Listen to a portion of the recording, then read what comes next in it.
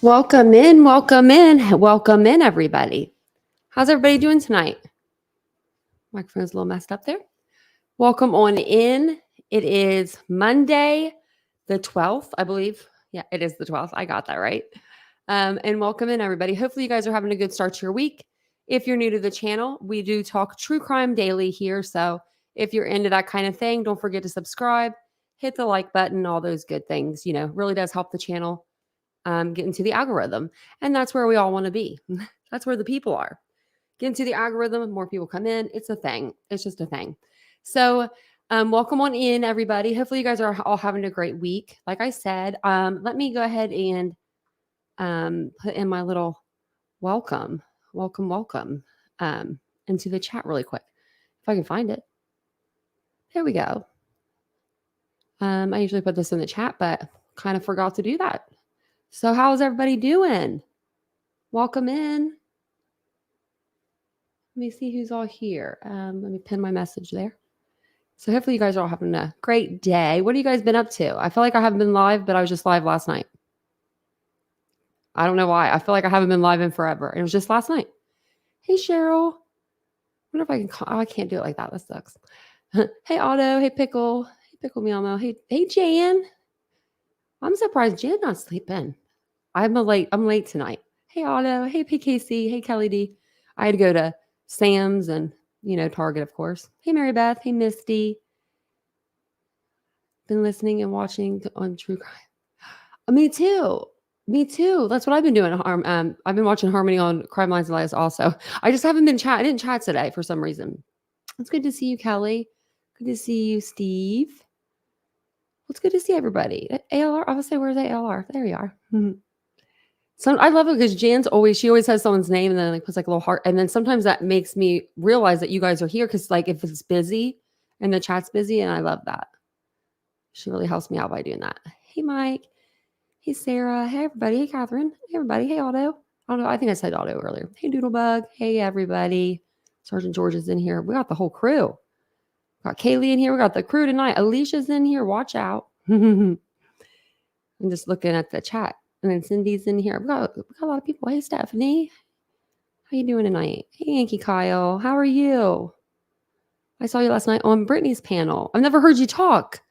That was like one of the first times. I was like, because it's just different whenever you hear somebody talk with, you usually just hear them or see them type. So it was pretty cool.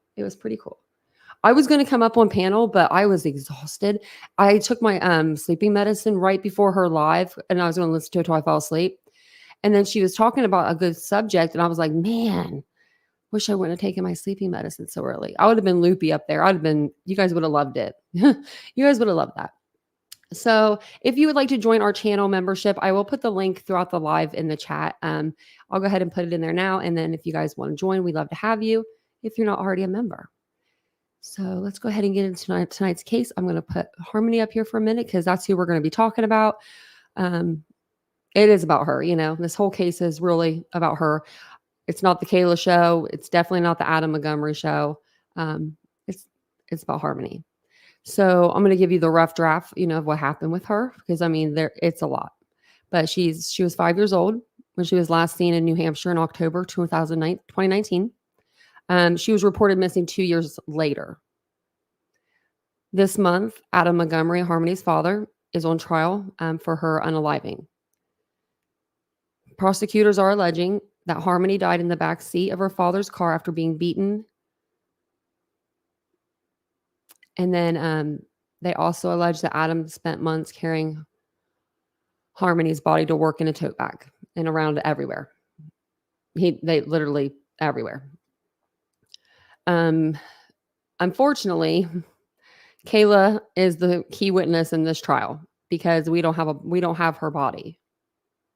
So it's really sad. She's a beautiful little girl. Beautiful little girl. Just adorable. And I know we know people that would have wanted her, I forget the guy's name, but he works for like Court TV. He adopted her brother. Like he wanted her. They wanted her and they have a beautiful family. She would have had a beautiful life. Hey, Alvamos. Hey, Linda. I saw someone else in here that was new earlier. And they said, hey, Justice Jane. And I missed them. But I saw them. Was it Lorena? I don't know their name. But I saw you. And now I feel bad. Oh, here we go. Lenora. I couldn't remember. I was like, who was it? Hey, Lenora. I missed you. I didn't mean to. Welcome in. The smell had to be terrible. It had to be extremely bad. Extremely. So what I did today was I put together a little timeline. So let me go over here to my notes. And so we're going to review today pretty much day 3 and 4 of the trial. Let me pop this up here too. Because it's just crazy. Put me back up there. Put me back up there. Hey, DM. Hey, everybody coming in. Hey, everybody. Hey, Minnie V. Hey, Doodlebug. Hey, everybody. I feel like the last 2 days of trial have been the Kayla show. That's probably because Adam has yet to return to court since jury selection. He pieced out after jury selection. He's like, I'm done. I'm out. I don't know if it was getting real. Stuff's getting real for him and he's not that much of a man that he thinks he is, or he's just being weird. I don't know. Just being very weird. Hey, Brittany. So will Kayla not be charged with murder now that she not be charged? So yeah, so she had a proffer deal. So what she did, it's a beautiful thing for her. So for her part in this heinous crime, and technically, we don't know what she saw, what she heard, what she did. We don't know really. We do know that she's a known liar. We know that she's in jail for just that perjury. She lied to the grand jury twice. I mean, I don't know. They really made it a point. The lawyers did to make it. They made it a point to say, okay, you've lied about this. You've lied about this. You've lied about this to this jury. The end of this jury. What makes you think? What makes everyone think that you're not doing it to this jury? And I was like, "Ooh, good point." I mean, they had some good points. The defense is the defense. No, I think it's the prosecutor. Well, it's the lady. She's very slow, but very, very methodical. I would say. Kayla is getting 18 months. That's part of her proffer. 18 months. I mean, we don't know what she did. We don't know. We just know these things I'm going to show you guys tonight. Oh, Kelly D nailed it. Nailed it. This is my take on Kayla. She cares when the trauma is hers, but she didn't care about Harmony one bit. 1,000%.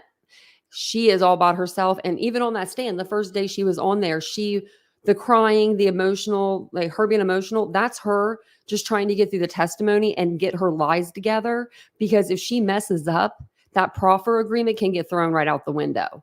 So if she already lied on the stand today.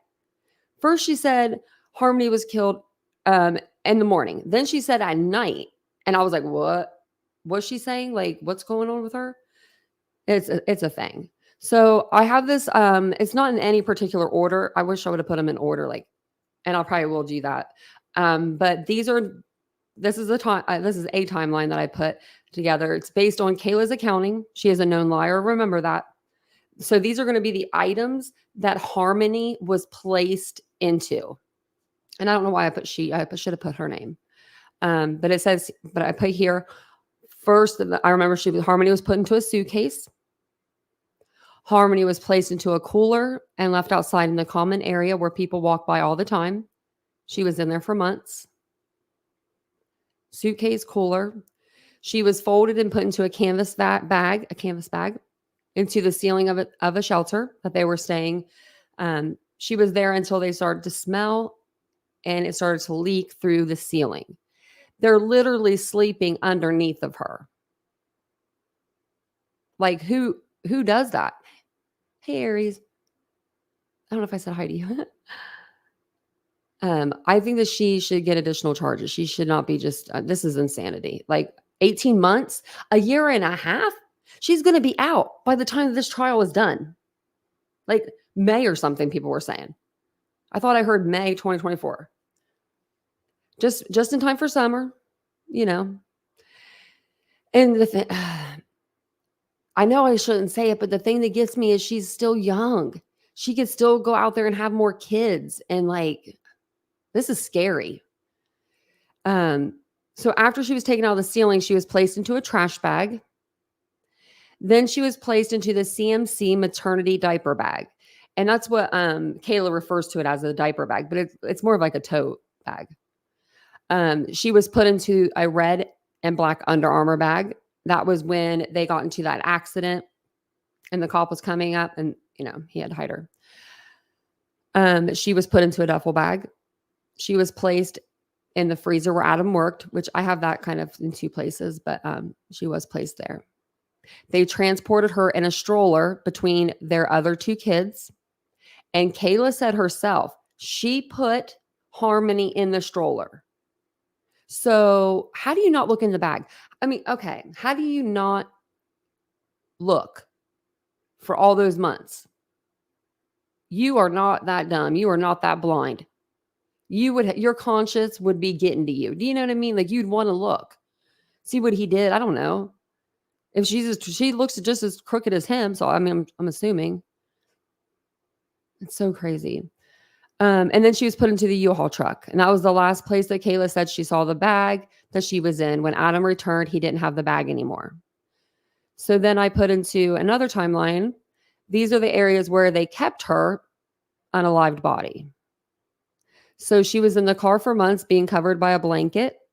And add to this if I forget any, because I may. She was put out in the snow in a duffel bag to slow the decomp. She was put into the ceiling of the shelter that they were staying at. After she was taken out of the ceiling and she was put into a closet when maintenance came for the smell. And the ceiling, they came to look at it. They came for the smell. And Adam had to do something with her. So he put her into the closet. She was outside of Kayla's mom's house for months, just in the common hallway. Like, who puts stuff in the common hallway to begin with? But who puts a cooler? Like, right beside the door. Harmony was in the trunk of the car. Union Street apartment. Harmony was put into a freezer at Adam's work. And then a friend's Audi. She was in the trunk. So she's been a lot of places and put into a lot of different things. Why keep her? That's what I don't get. Like, why keep her that long?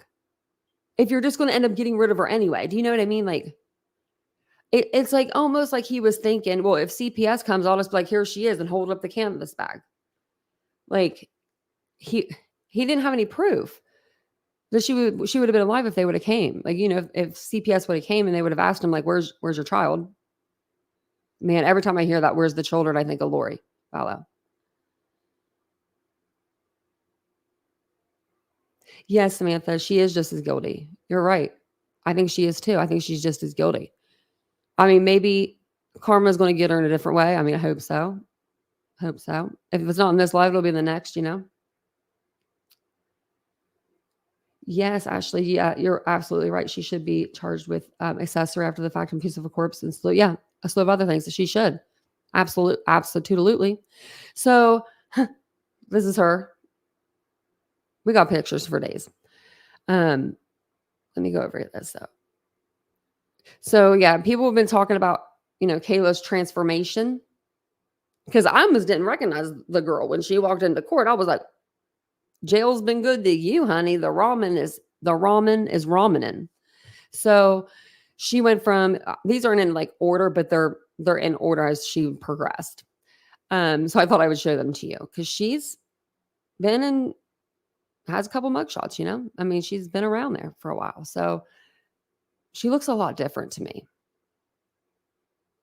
Like sometimes she, like this picture here, she looked like this picture that I'm on, like looks like she hasn't washed her hair in a year. This picture here looks like she's okay. Like she has her mask on. She looks like she's smiling at her attorney. Hair is brushed, you know, looks kind of put together for being in jail clothes. And then you get this one. Man, they got the belt and everything on her. Look, oh my, like, oh my God, look how small she is. And they got the belt on her, and they don't even have a belt on Brian Koberger. Are you kidding me? I know, you know what I mean? Are you kidding? That's crazy. I know, Justice Jane. This is horrific. What these people did is just insanity. This is during COVID. Look, she made a hair tie out of her, probably her band of her pants or something. See it?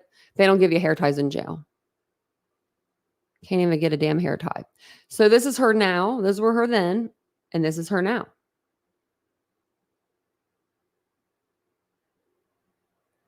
Oh, Otto, she sounds like she is on something for real. What is she taking? They're giving her I mean, really. Or is it an act?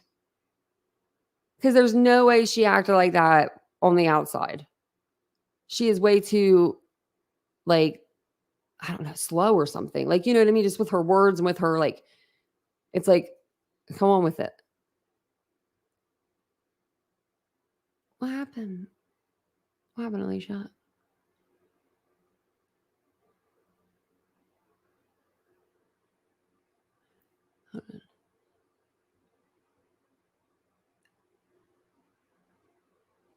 Hold on a second here.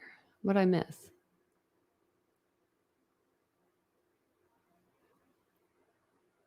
Hold on 1 second. Did I miss something? I think I missed something.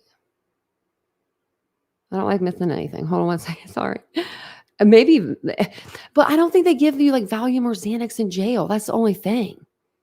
But it's like, what did they give her something else and she's just not used to taking anything?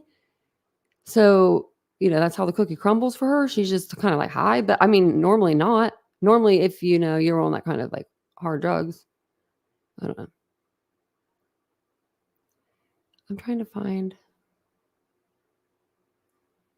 find an email, but Alicia, what's going on with you? I'm trying to find your email and I can't find it. Do you have cancer? Okay, someone tell me what's going on. I can't find your chat. Sorry, guys. This is important. I'm trying to find the email that you sent me and I can't find it. Because I saw you said you were okay, but I thought you said you were okay. Now I feel like you were not okay.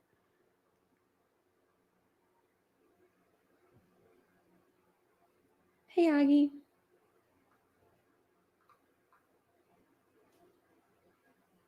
Oh, you did? Oh, Mary Beth, I'll have to look. I'll have to look because I was going through them and I didn't see any. Okay.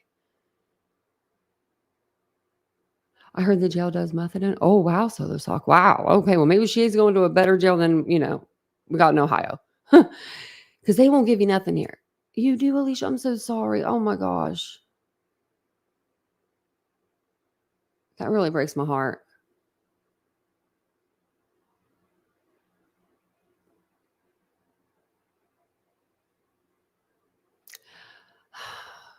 I love you, Alicia. I genuinely do. Oh, man. I'm going to email you. I'm going to find that email and email you back. That's, man. I hate cancer. Cancer's stupid. I hate diseases in general, but I really don't like cancer. There's like, what I mean? It's just, I hate it. But you're going to get through it because you're Alicia. Shoot. You wake up every morning, you take care of all them horses and all that stuff. You do all that stuff. No, cancer ain't got nothing on you, girl. Cancer ain't got nothing on you. You'll be just fine. I promise. We'll make sure of it.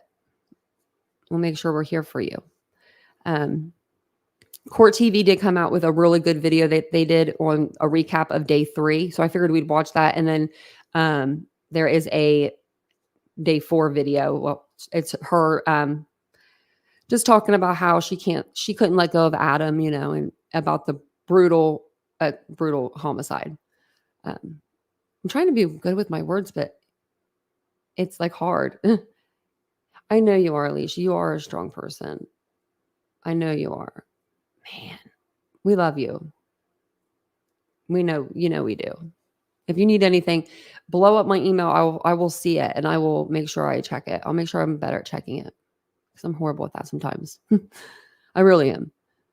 I think it's because I have like 3 or 4 well, I have 3 different emails. I have my business, my personal, and then my YouTube. So it's just like, oh my gosh, so many.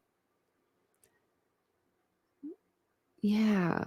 Oh my gosh. Virtual hugs, positive vibes. We love you. If you need us, we're here, of course.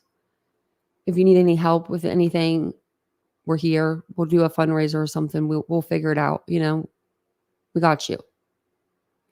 And I know there's a lot of people in the chat that can, you know, relate. They have people that have had cancer in their family. Me personally, my grandmother had breast cancer. My aunt had breast cancer, both on my dad's side. My grandmother on my dad's side had, I believe it was pancreatic cancer and also like liver cancer. She had all kinds. I mean, it was just flowing through her body. And then I think that's it with the cancer. But then we've got strokes and Parkinson's and all that good stuff. So, you know, man. But I'm going to play this video because it's a little bit longer, but it's really good, I think. And it's closing arguments with Vinny. I just love him.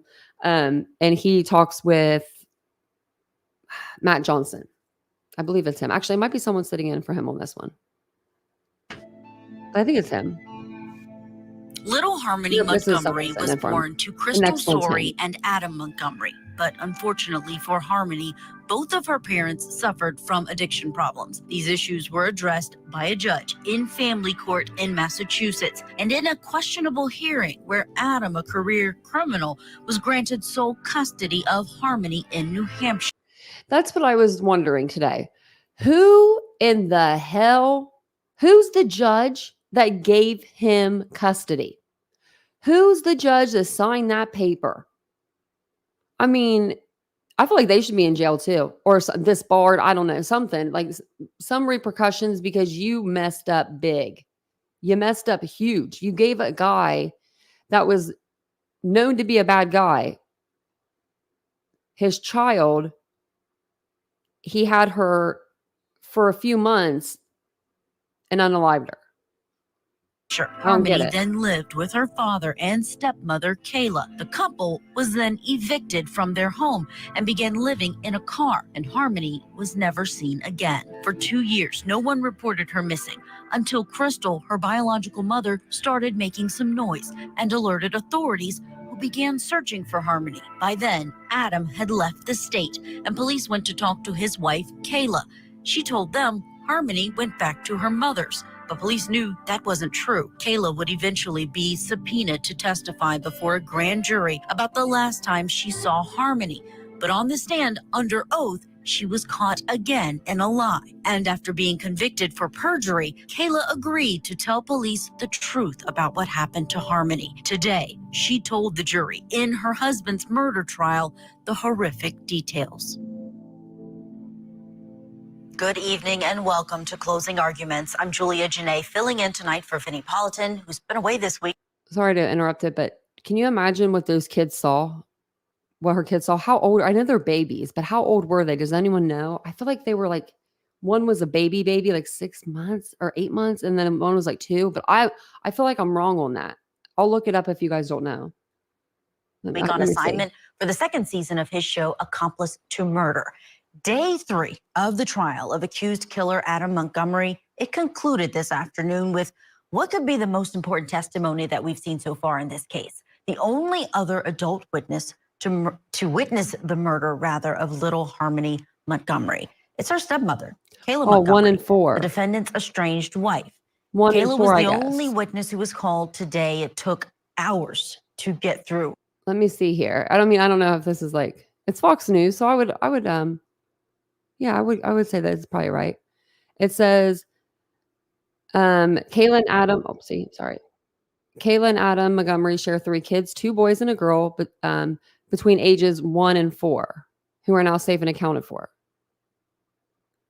Does that sound right? 1 and 4? But they only have 2. Now I'm confused. I'll have to look at another one. But I mean, oh, it's so bad. Her testimony. She began around 9:30 in the morning and remained there until late in the afternoon. When she notified the court, she had a migraine and court adjourned for the day. Through her testimony, the jury heard about the abuse that Harmony endured during the short time that she lived with her father. They heard the heinous account of what happened to Harmony's remains after she died. Gruesome details about Harmony's last day alive. We do want to warn you as we work through this testimony that it's going to be difficult to listen to. I want to turn your attention to December 7th of 2019. Yeah. Does that day stand out to you? Yes. Why? This is the date that Harmony passed away. Where did you wake up? At Colonial Village. And what happened first thing in the morning that morning? We went to the methadone clinic. And before you left for the methadone clinic, did Harmony have an accident? Yes. And what did the defendant do before you went to the methadone clinic? What did the defendant do to Harmony after that accident? He was yelling and screaming at her and punching her in the head. Kayla, can you tell the jurors what happened when Adam returned to the vehicle after his methadone treatment? When Adam came back to the vehicle, he could smell urine and he started yelling at Harmony and kept hitting her in the head repetitively. What was Harmony doing at that point when he started driving the vehicle? She was crying a lot. She was crying a lot? Yeah. And she was making a weird noise. And she just sits there. Okay. So this whole time, right, Harmony's making these weird noises and she's crying. She's bawling, making weird noises. And this Kayla, she's saying that she just is sitting there looking straight ahead, ready to go to Burger King, not looking back, not at all. Doesn't know what happened, didn't look back. Bullshit. That's not right. No.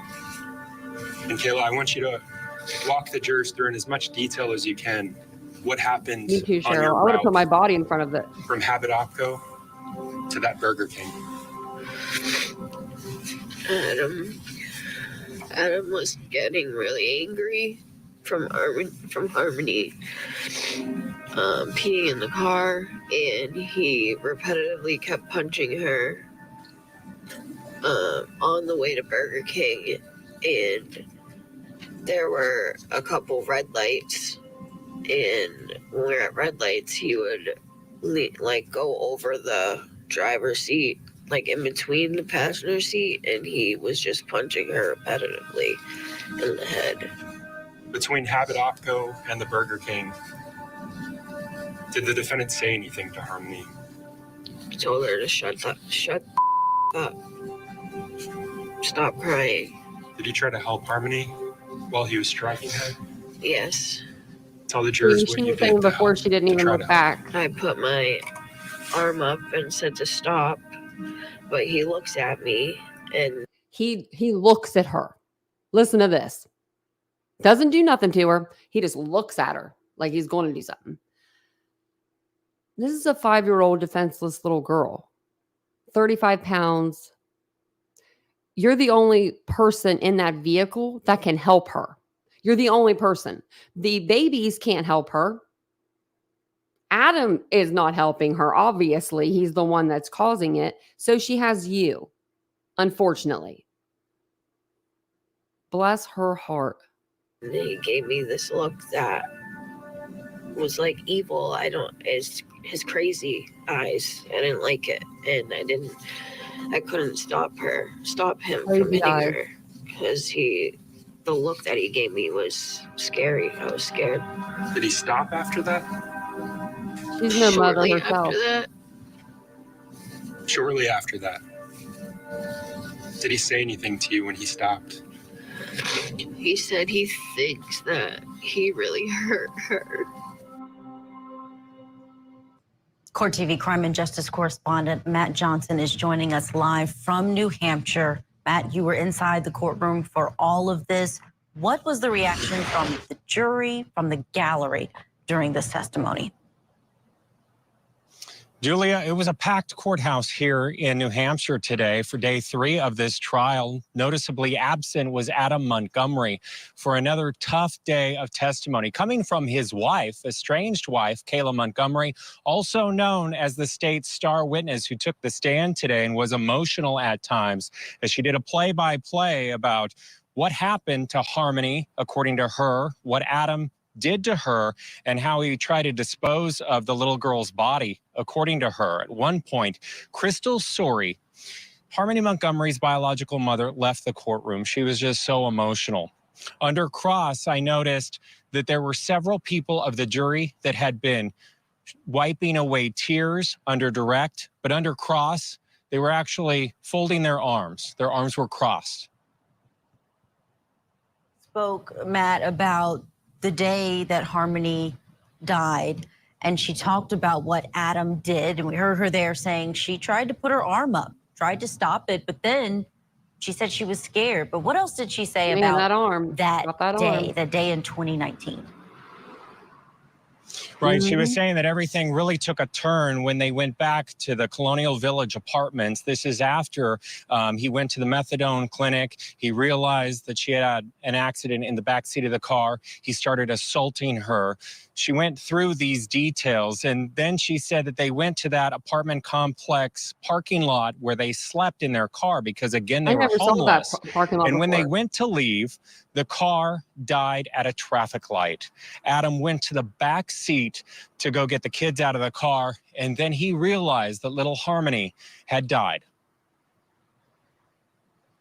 He took the duffel bag that was in the trunk and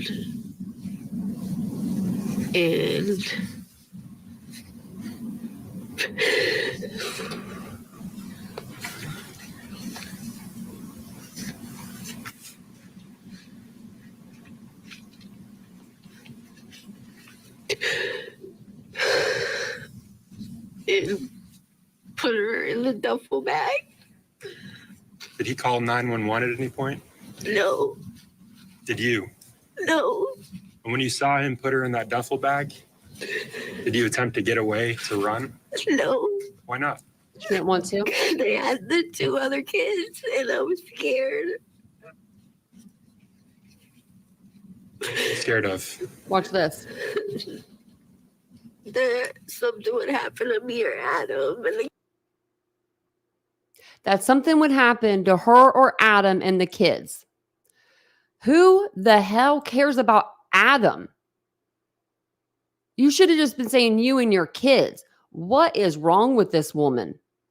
I'm going to take it back a couple seconds because when I heard this, I about fell out of my chair.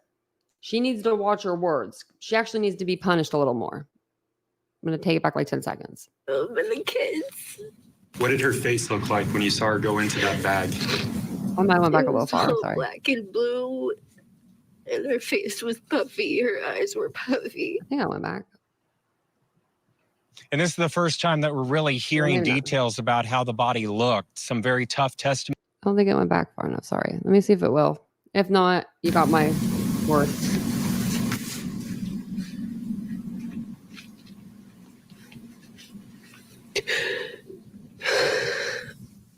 And put her in the duffel bag. Did he call 911 at any point? No, Did you? no. And when you saw him put her in that duffel bag, did you attempt to get away, to run? No. Why not? Here it They is. had the 2 other kids, and I was scared. Scared of? That something would happen to me or Adam and the kids. What did her face look like She didn't even put her kids first. when you saw her go into that bag? It was all black and blue, and her face was puffy. Her eyes were puffy.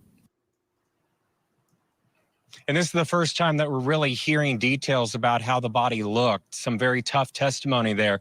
Remember, there's a majority of women on this jury, and many of them are mothers. And we're hearing testimony from this stepmother that says that she didn't intervene, she didn't render aid, she was worried about herself and her biological children. Matt, it's no surprise that there were jurors that couldn't hold back emotions during testimony like that, especially as you mentioned what happened with Harmony's body. Take us through some of the highlights thing of they that don't have- testimony and what she was able. I mean, in a way, like, I mean, as of right now, I don't know if I was a juror, if I could look at the remains. My goodness. able to share today with the jury. Yeah, she really went through details. Absolutely. And it was really disturbing and hard to listen to. A lot of people, the room got completely silent, were just looking down. The jury members were just laser focused on that witness box. And as Kayla went step by step as to her account of where Adam Montgomery hid Harmony's body after she was murdered, and starting off with putting her in that canvas reusable bag. There were other mentions. A few of the highlights here for you is she was put in a cooler over at Kayla's mother's house. They passed that cooler daily multiple times. Sorry, I keep pausing it, but I can't help it. Watch what she goes into. Like, she literally goes down in size. Like, they go down in size because she's deteriorating. It's crazy. She's in a tote bag at the end of it. Very disturbing details.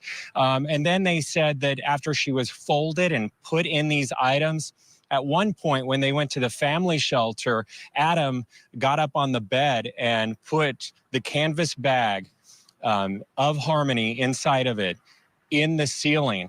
And then that ceiling started to leak with some of the liquids from her decomposing body. And underneath that vent is where Adam Montgomery slept and their other children slept. Take a listen. Adam took her back down from out of the ceiling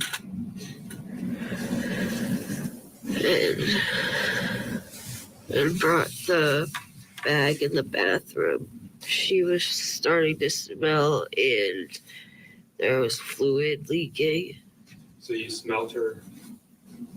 And did you see the fluid? No, I didn't see it. How do you know about the fluid that was leaking? Adam said that. What did he say? He said that there was blood up in the ceiling and fluid. What did he do with that duffel bag containing Harmony after you removed her from the ceiling because of maintenance? He put her in a trash bag. Kayla, do you recognize the item that's depicted in this image? Yes, What is that? the CMC diaper bag.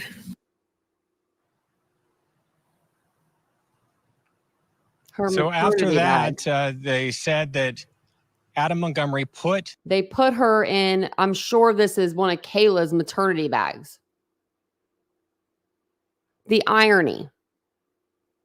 that bag inside of a mini fridge at Looks a like something you get for motel free after you have a that baby. another couple had rented Would you for try them another so step? that Adam wouldn't be traced back to that particular motel. The couple also rented a U-Haul van. And then one night, Kayla said that Adam left in the middle of the night, took the bag with him, came back before sunrise, and the bag was no longer with him. Harmony was gone. Matt, those details, it's infuriating to listen Yeah, to like, them. the You grandma mentioned didn't that the look in the jury had their cooler? arms crossed by the time cross-examination happened. I just thought of that. I think I thought about this before, but grandma didn't look in the cooler when, like, there's a cooler just sitting out by her door, just hanging out there in the common hallway. She's not saying, hey, get that cooler out of the common hallway. Like, that's like weird, you know? No, she didn't do that. She didn't even look in there, like, not curious to know what they got in the cooler. What's in the cooler? I would want to know. And so tell me about those moments. What did it seem like the I jury was think I really don't remember reacting anymore. I to think they all once did. it was the defense's turn to ask the questions? Right. So under direct, they were at times emotional and they were really paying attention. And a lot of times they were looking down. They were really listening to Kayla. But under cross, again, they had their arms crossed. And some of them appear to be a little bit skeptical in what was taking place, because you had defense attorney Carolyn Smith that was asking some very tough questions, and she started to go into lie after lie after lie that Kayla Montgomery told police, and also those lies that she told a grand jury. Take a listen. You would rather hide Harmony's death than have the state come and take the children from you, right? That's not what I was thinking. Okay. But you two talked about it and how important it was for you to be there with the kids and for them not to take the children, right? Yes. And Adam did agree to take the fall after you discovered Harmony's death and had that conversation. Yes. Do you remember at the end of your direct testimony, the prosecutor asked you to look at this jury? Yes. And he asked you, did you kill Harmony? And you looked at this jury and you said no? Yes. Do you remember that the prosecutor at the grand jury asked you to look at the grand jurors? Yes. And he asked you to tell them what happened to Harmony, and you I said like you this didn't lady, even know? though I didn't really like her Yes. at first. So looking at jurors while you're lying doesn't change the lie, right? Right. Most of the questioning under cross, really focused on impeachment here and really driving home the point that she is a liar and a convicted liar, because after she answered Caroline Smith's question saying that she only lied to the grand jury twice, then it was line by line of her testimony and every Only lie twice. that she told that grand jury. I don't even think that we're finished yet with that testimony. Wow, yeah, let's talk about that. She did look different. She appeared different sitting there during cross than she did during direct examination. And we talked about this a bit earlier when we started the show, that things ended abruptly. Where are we right now in terms of the state's case and testimony? Right. It was a big surprise to everybody because we were expected to go until 4 o'clock. That's the schedule here in New Hampshire. So at one point in time under cross, she starts being asked a lot of tough questions and about all of her lies. And then she starts holding her head. And at one point, the defense attorney, Caroline Smith, had to ask her if she was okay. And this happened. That wasn't the immunity from everything that you had wanted, right? Right. You knew they had you solid on the perjury, right? Right. Are you okay? My head hurts. I'm like having a migraine. Well, she'll be back She's on the having a stand come migraine. Monday for the rest of the. And they stopped court for her that. I would have gave her a couple Excedrin and said, here you go. It's going to be the best medicine you ever got for your headache. Better than the jail aspirin. Cross, and then probably a lot of redirect as well. Remember, she doesn't have a choice in all of this. She is required to testify for this trial and cooperate. Right, Aldo? That's part of her plea deal. We heard that Right, today. Linda? The jury heard that today, all while the defendant is not in the courtroom for his He murder is trial. such a coward. Matt Johnson, thank you so much for all those details and for keeping us updated on this trial. Up next, we have more of Kayla Montgomery on the stand and how she told the jury about her husband's repeated abuse against Harmony. Plus, here's a look at what's coming up in our next hour. In Jonesboro, Tennessee, 54-year-old an innocent child and an unthinkable Questions that come back. The more accidents she had, the more he would get angry and he would hit her. I'm just going to say this really quick. They were going to the methadone clinic that morning. I was thinking about this. I bet my life on it that he didn't have any drugs or methadone that morning. That's why they were going to the clinic. They were up early in the morning. He didn't take her to a bathroom. He didn't take her outside to even go to the bathroom. They probably woke up to him driving to the methadone clinic because he needed his fix. That's what I think happened. I think he lost his shit. I think he lost his cool. And that's, I mean, I think that he's an awful person. But I feel like, that's kind of what happened there. And then he didn't check on her. And they went to the methadone clinic, didn't check on her. Because he was trying to get there. He didn't care. He wanted to get there. Was the defendant causing visible injuries to Harmony? Yes. And Harmony was probably too afraid to say sorry? something. Yes. And tell us about those injuries. When he would hit her, she started getting black eyes and bruises on her face, on her legs. Horrific testimony today, not only about little Harmony's death, but also her short life. Direct testimony today from Kayla Montgomery. It recounted how her husband, Adam Montgomery, would repeatedly hit his 5-year-old daughter, leaving black eyes and bruises on her body. She also testified about how Adam would hide Harmony from other people so they wouldn't see the evidence of that battery. Just days before Harmony's death, Kayla and Adam were involved in a car accident. Law enforcement was there around this family before Harmony would be killed. And even though Harmony was in the car, she went unnoticed. Did law enforcement respond to that accident? Yes. Did you see an officer? Yes. Were the officers able to see Harmony? No. Tell the jurors why not. Adam didn't want the officers to see her because she had black eyes. So she was covered with the blanket How often would he cover Harmony? all the time. Anytime that we had interference with anybody, no matter who it was. Was this only when you went out in public, or was it when you were still in that parking lot, or both? Both. Joining me now to discuss this case, retired First Justice of the Worcester County Juvenile Court in Massachusetts and the author of the book about Harmony's case titled A Cruel Injustice, How Massachusetts Put a 4-Year-Old Harmony in the Hands of a Monster. Judge Carol Erskine is with us. Also joining us from Boston, Massachusetts, Boston 25 reporter Bob Ward, who's been covering this case from the beginning. Bob, let me start with you. Was there anything that surprised you about Kayla's testimony today? Anything new that you learned perhaps from the account she gave, but also her mannerisms on the stand? Well, I agree with what you said before about how she looked a lot different than the last time we saw her. And when she was walking into the courtroom, I had prepared something on my social media to say Kayla is taking the stand. And when I saw her walk across the courtroom, I took one look at her and I thought, that's not Kayla, that's somebody else. I can't send this tweet out because, you know, it's going to be undermined. And then all of a sudden she turns around, I could see her face and I realized who it was. So her appearance is a lot different than it was just maybe 6-7 months ago when she testified against Adam in the gun trial. So that was the very first thing.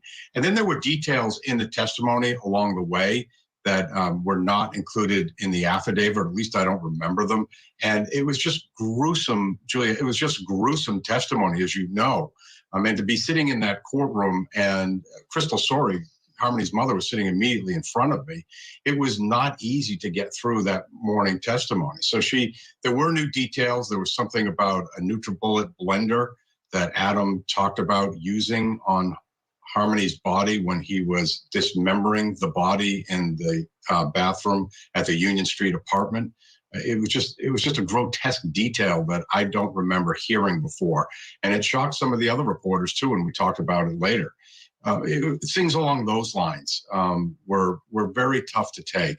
And then under cross-examination, the number of lies that she admitted to before she got into an agreement with the state to turn evidence against her estranged husband, that was very eye-opening too, because it wasn't just one or two things. It was a whole litany of things. And then it appeared at the end of the day that Kayla herself kind of folded up under the pressure and couldn't take anymore and got that migraine. And Did they talk about the NutriBullet?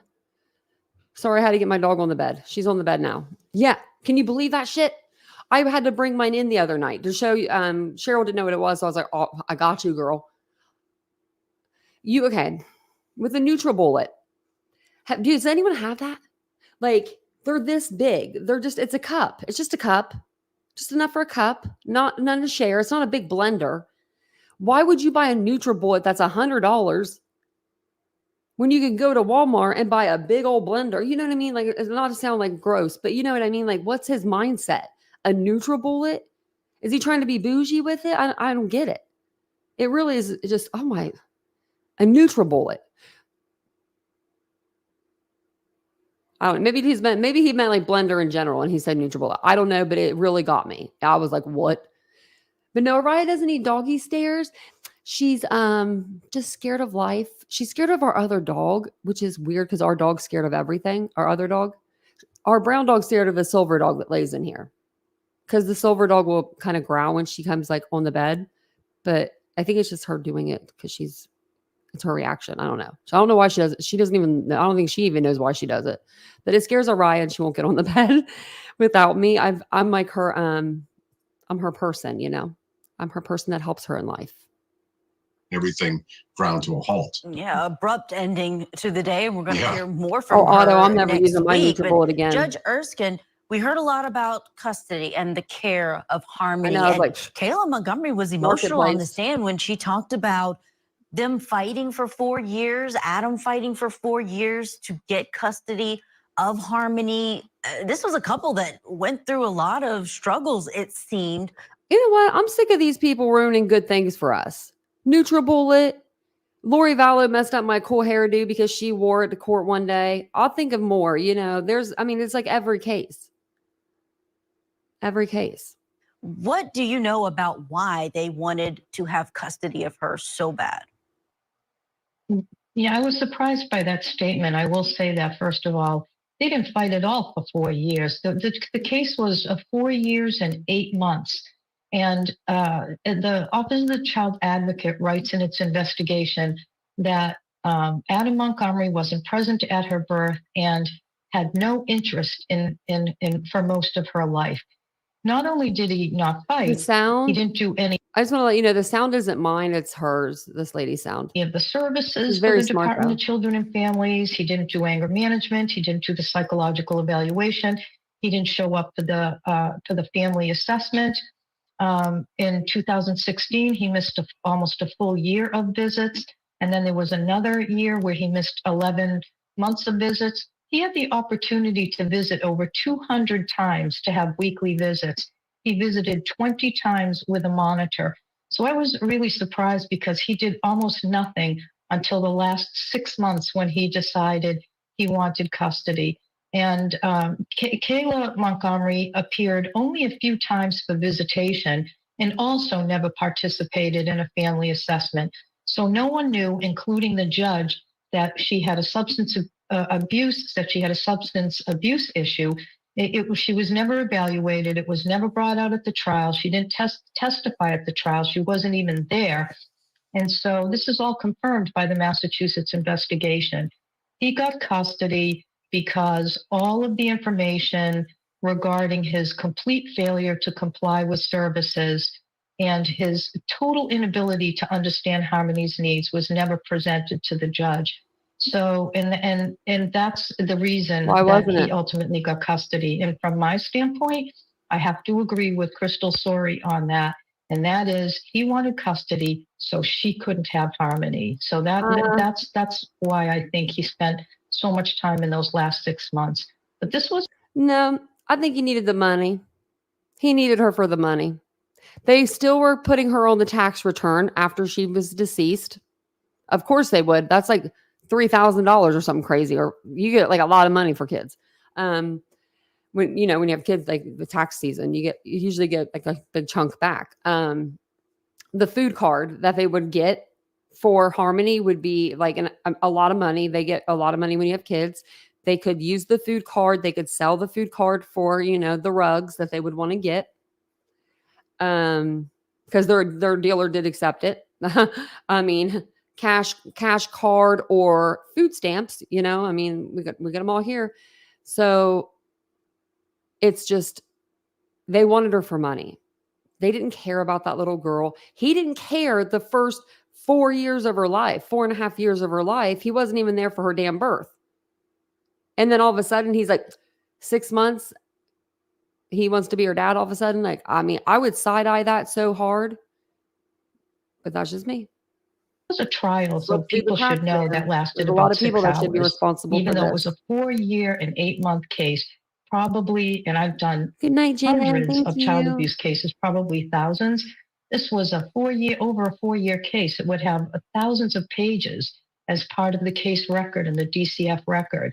But instead, the case lasted about 6 or 7 hours. And so I just don't agree that they fought at all. And the Massachusetts investigation confirms that.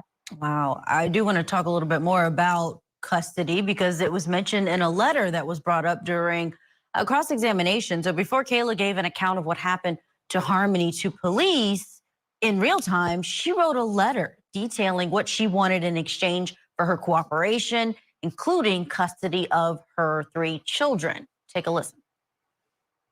One of the things that you wanted, other than being alone one last time, was immunity.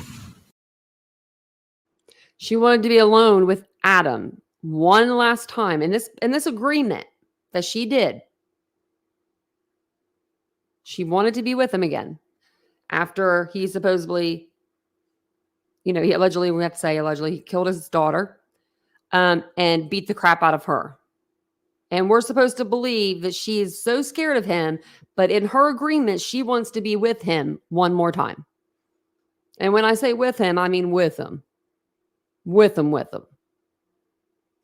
Immunity Maybe she is pregnant. for everything, the charges you were facing and what you were about to say, right? Right. And it's what you were about to say about Adam, right?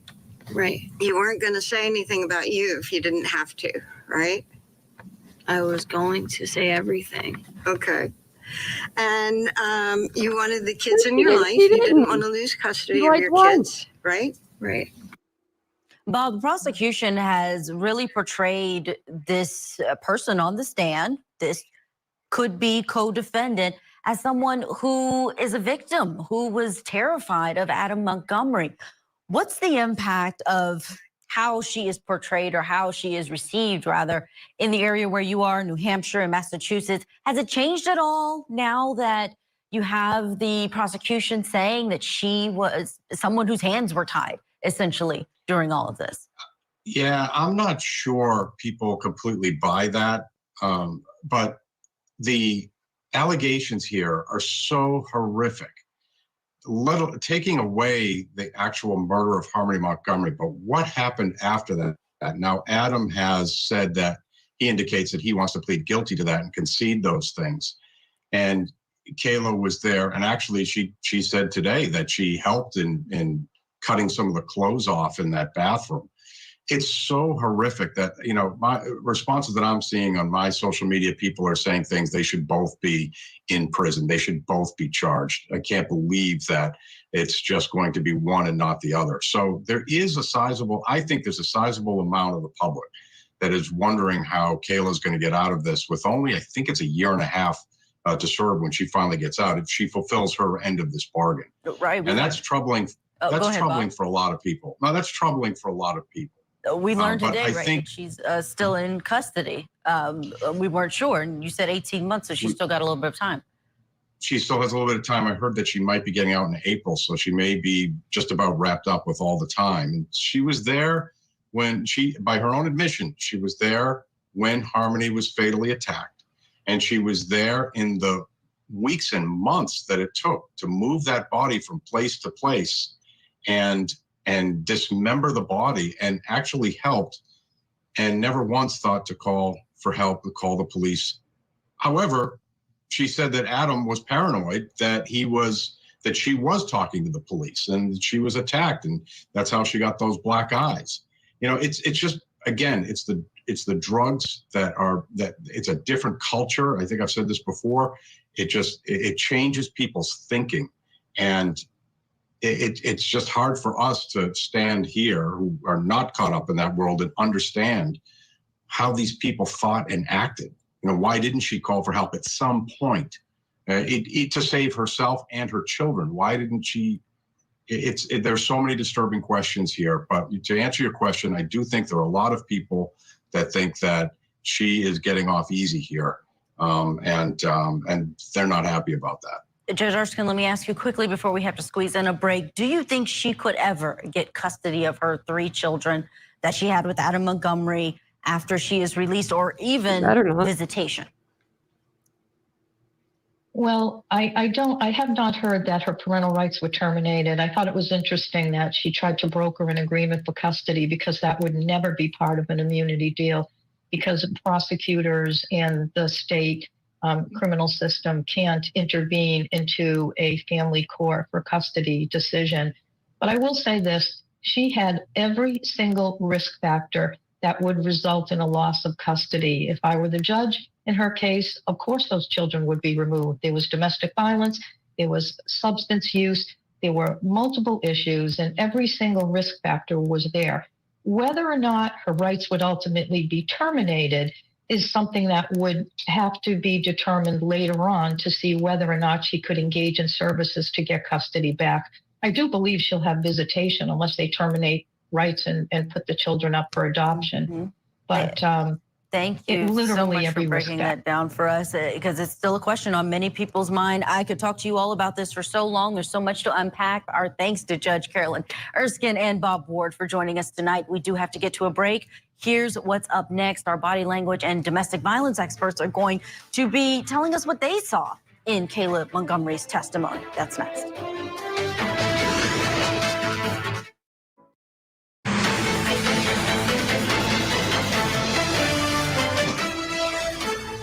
Kayla, why are you currently incarcerated?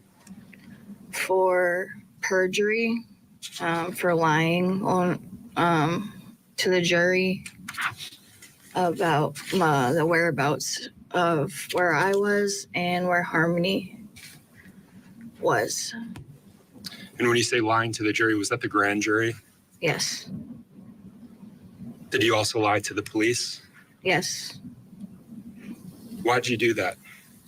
Because I was Lying to scared. everybody. Kayla Montgomery, she's the prosecution's star witness in this case. She's had a pretty troubled history with telling the truth. She's currently serving an 18-month sentence for perjury. She admitted that she lied to police early in the investigation into what happened to her stepdaughter, Harmony.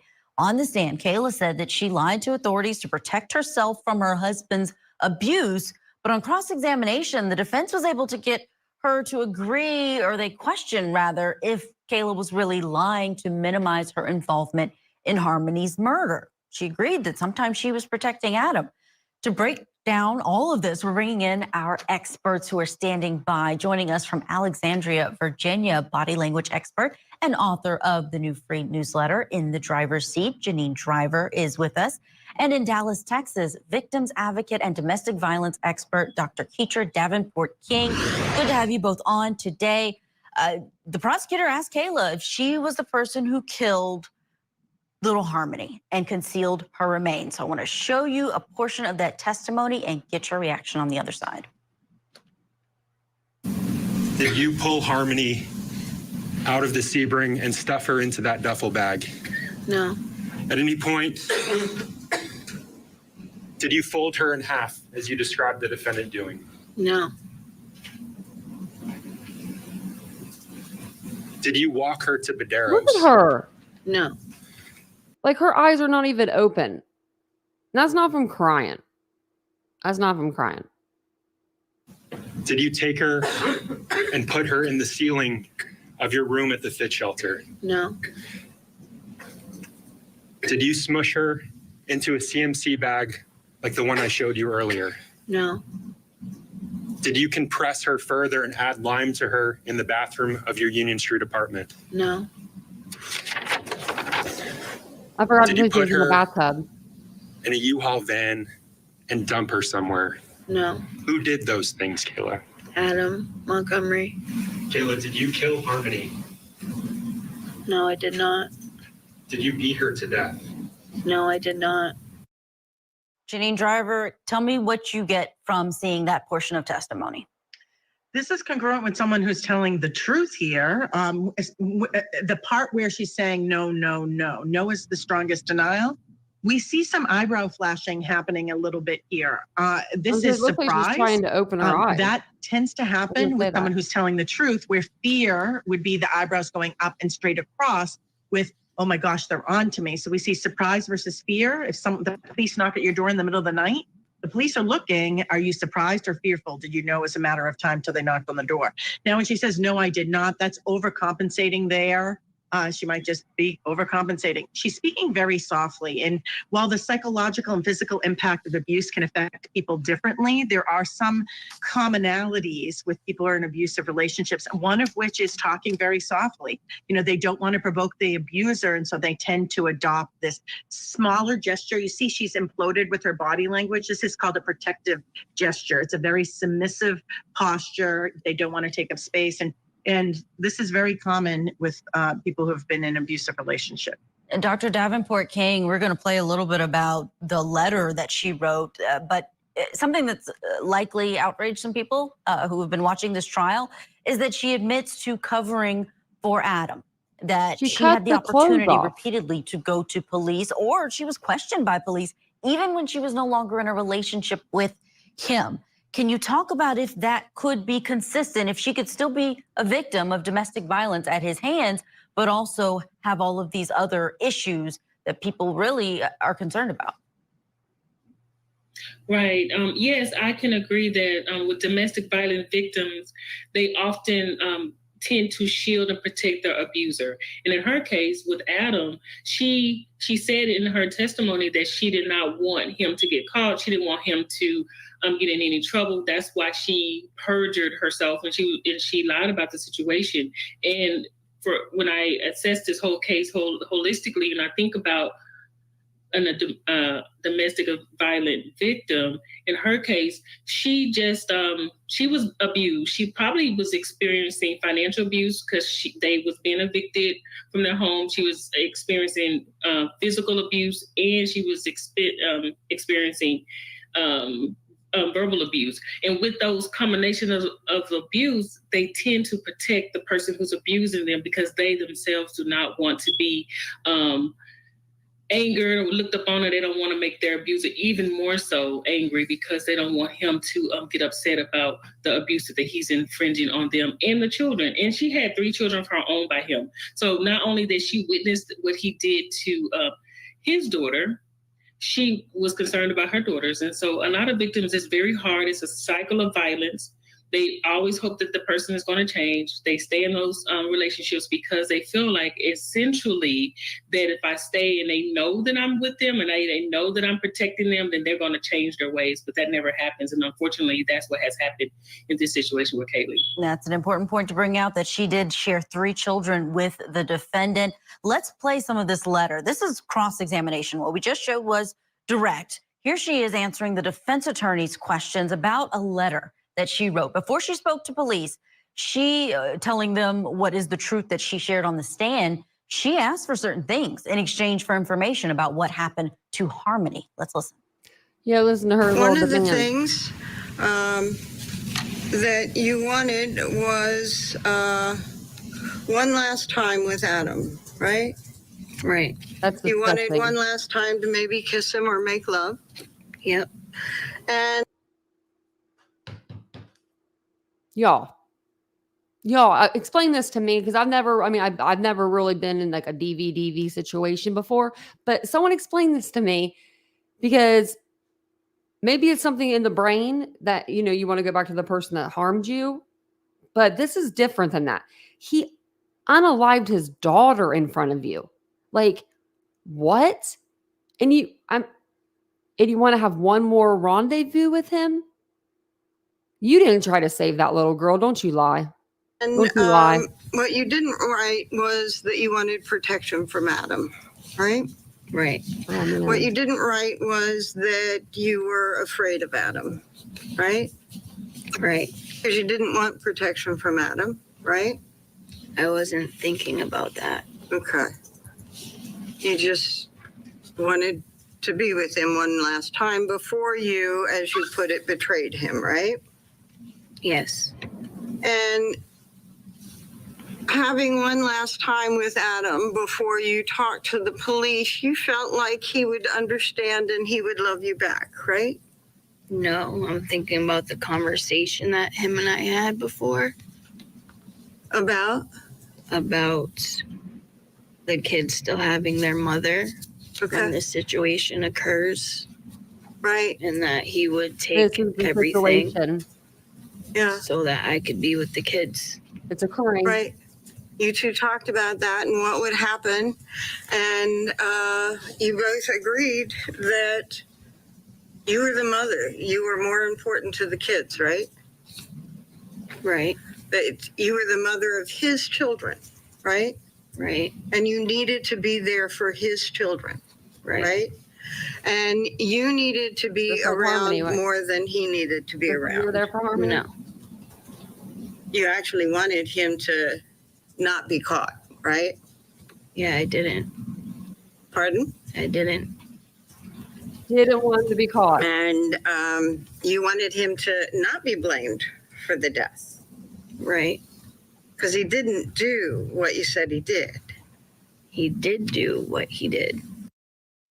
Janine, the jury's going to be looking at the difference between how she responded on direct and how she responded on cross. Did you see any differences that make you think one is more genuine than the other? First of all, yes. One of the things is that she smiled here for a quick second when being said, when being mentioned, when they mentioned, hey, you wanted to be with him one last time. Is this correct? But you didn't ask for protection. And we see a quick smile on her face there. That's called duping delight. I always say, if you think of he, when someone laughs, people smile for happiness, H, E for embarrassment, and then the other E is duping delight. Like, I wanted to get away with something here. So I think that's what this is here, this duping delight. And her left hand is very fidgety while answering the questions. Now she's looking down, reading at the same time, and we see her hand constantly moving. This is that increase in stress and anxiety. And I think that that's going to hurt her in front of the jury's eyes if they don't know a lot about the psychological and physical abuse and what's happening inside a person's head who's been battered. I have a family member that was battered. And I remember she came to my house in Seattle, Washington, and she snuck out of my apartment, ran down the street on a payphone to call the man that left her for dead. She's like, but he loves me. He loves me. And there's this vicious cycle. I mean, I understand that. I understand that part, but there's just something a little different here, right? You know, this ain't a normal DV situation. It's not like he's just harming her. He unalived his daughter with his hands. With his hands. The same hands that could be on her. And they guess they were on her. If we think, I mean, if we go by the pictures, it's crazy. My Lord. So that was kind of a recap of day 3. Day 3 was, exciting a little bit. She decided that about 3:30 when they were cross-examining her, and they're just pulling out all of her lies. That's when she got the migraine. Oh, got a headache. Sorry. Can't do life right now. We'll do it tomorrow. And what gets me is the women that get me. Men that unalive their children they're just as bad. But when it's a woman that especially just sitting there and she's had children, I mean, I just can't comprehend it. I feel like when you have children, if you don't have the nurturing gene before, you get it then, because you have a baby. It teaches you to be a nurturer, carer. Because it didn't teach her that. Because, it didn't teach Adam because he wasn't even in her life. So I don't know who this judge was that just was like, yeah, she's 4.5 or maybe 5 at the time, 4.5, 5. And I'm just going to go ahead and give her back to her dad because I don't see any problem with that. He hasn't had her for her whole life. But I don't see a problem. I don't get it. I was listening to that today when I was at the store, and then I listened to this when I was at the store too. I was out for a while, so I was listening to these videos and I was on fire. I was putting notes into my phone and I was like, man, I can't wait to get home and get on this live. This one's like 26 minutes long, so it's kind of longer too, but I'll go ahead and play it.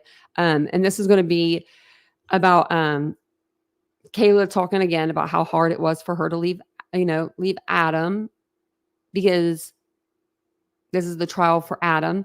I bet you she's sad that Adam isn't there. Do you think she is? Maybe we should do a poll on that. Let me go ahead and shut the other poll down while I'm thinking about it. So I did a poll earlier, and it says, do you think that Kayla should have the same charges as Adam? We had 56 votes. I'm going to go ahead and end it. 84% said yes. 16% said no. If you guys don't mind also taking a second to hit that like button, it really helps me out. And I'll do another poll here while we're watching this.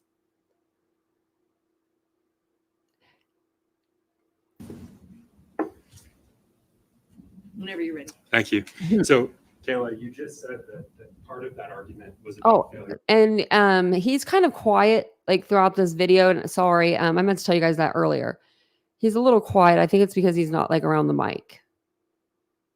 To pay bills. Can you tell the jurors what the other part of that argument was about?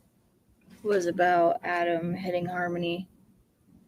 It was about, I'm sorry? Adam hitting Harmony. Okay.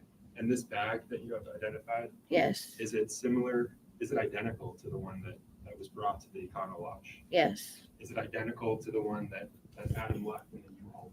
Yes. And the stains that you mentioned, when did they make it onto that bag? Before we left Guilford Street. Before you left Guilford Street? Yes. And so that would have been before Harmony's body was ever placed in the bag? Yes. Before the defendant murdered Harmony? Yes. Before he beat her to death in that parking lot? Yes. Was Sustained. Was that before he beat her to death in the parking lot? Yes. Attorney Smith just showed you several items, saws, and I want to be very clear. The saw in my right hand was what the defendant discussed. Objection, meeting. Sustained. Foundational question. Did he testify on direct that the saw in my right hand was the one that the defendant used, discussed using to dismember Harmony? Yes.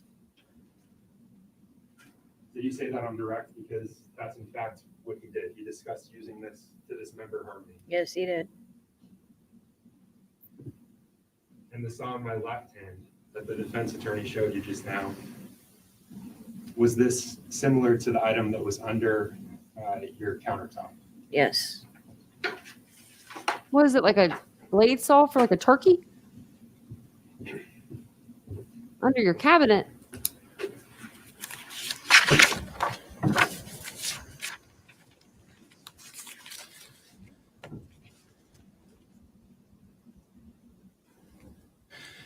He looks pretty drugged up to me. Apparently she didn't need Adam, to get her drugs because she liked uppers and it looks like they have her own downers. Attorney Smith, like the heroin, the crack. She asked you about if that's when the defendant was losing it. What does losing it mean to you? Was that when he was hitting you? Was that something else? Everything. He was abusive. He, in all ways, physical, emotional, and mentally.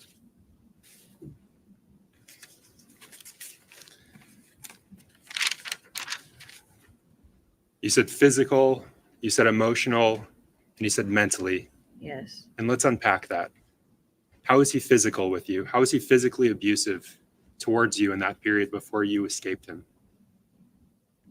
He thought that I was telling on him or cheating on him or trying to kill him. Okay. And so that was what? How is he physical with you in those interactions? He wanted me to tell him physical, honey, who I was cheating on him with, or he wants to know how he physically touched you. If I was working with the cops. And that's him being paranoid. I kept saying that I didn't, and he kept hitting me anyway. Paranoia is not abuse. And then I started telling him that I did, even though I wasn't. She's crying now because she can't remember. Anyway. She's got to think of something. Let's talk about that. Why would you tell him that you were doing these things, working with the police, why would you tell him that, even though you weren't at the time? So that I wouldn't get hit. Did he still hit you? Yes. You said that he was emotionally abusive to you. Tell the jurors about that. Because he'd go back and forth with telling me to tell him that I was working with the cops, and he would accuse me of sleeping with the guy downstairs, sleeping with all these different people, that I came out of the window one night. I couldn't take care of the kids. Okay, so that's not abuse. He wouldn't let me do anything without him being there. That's You said that he was controlling. mentally abusive to you.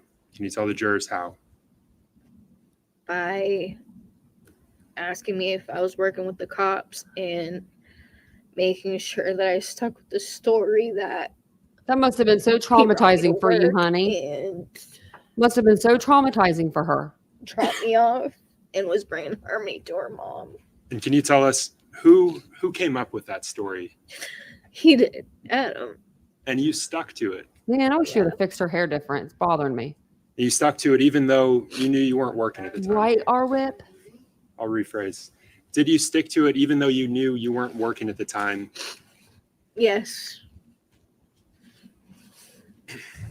Attorney Smith asked you about Adam being pure evil. Did you think that Adam was pure evil? When he would start going crazy, yeah. And you mentioned the evil eyes. When he looked at you in that moment, evil eyes. Is that what you said? Yeah. And was that right after he'd beaten Harmony? Yeah, it just got worse. Were there also good times with the defendant in that period? Yeah.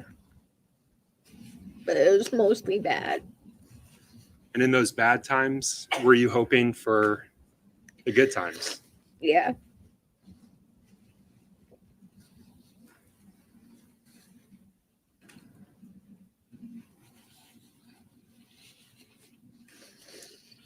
Kayla, do you still love the defendant?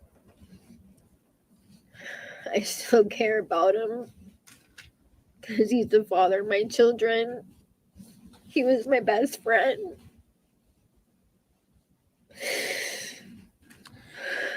It's been hard for me to just let go. You poor thing. Kayla, I want to switch gears with you just a bit. You mentioned that after the defendant had beaten Harmony to death, after your car died at that intersection, after the defendant realized that Harmony was dead, that he got a duffel bag out of the trunk. And Attorney Smith asked you about him getting that duffel bag out of the trunk. And you said that the trunk would not open. Yeah. And he had to go in through the back seats. Yeah. Can you tell the jurors why the trunk wouldn't open? When the car died, nothing was electronic was working. The windows wouldn't go down. The car just stopped working. Kayla, I'm going to switch gears with you again. And I'm sorry to bounce around like this, but you talked about Mr. Badero, Anthony Badero, being a source of drugs, an occasional source of drugs. Yes. And Attorney Smith asked you about how these drugs would be purchased. Yes. And I believe the testimony that she asked you about was that sometimes you'd pay for them, sometimes he'd give them to you for free. Do you remember that line of questioning? Yes. Would Mr. Badero also accept food stamps or SNAP as a form of payment for drugs? Yes. And when you were living in the car, is that a form of payment that he accepted? Yes. Did that lead to your family having to eat baby food as a result? Yes. Who was eating baby food while you were living in that car? All of us.